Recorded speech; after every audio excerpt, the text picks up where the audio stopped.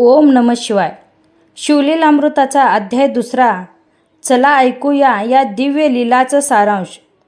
या अध्यायात भगवान शिव कैलासावर ध्यानस्थ आहेत. देवी पार्वती त्यांना प्रश्न विचारतात. शिवलीलेची सुरुवात कशी झाली. त्यानंतर शिवशंकर वर्णन करतात. ब्रह्मदेवाने कथासार रूपाने शिवलीला जगात पसरवली. महात्म्य सांगितले जाते. ही कथा ऐकणाऱ्याचे जन्ममरण दूर होते, पापाचा नाश होतो. कथा ऐकणं म्हणजे शिवाची कृपा मिळवण्याचा सोपा मार्ग.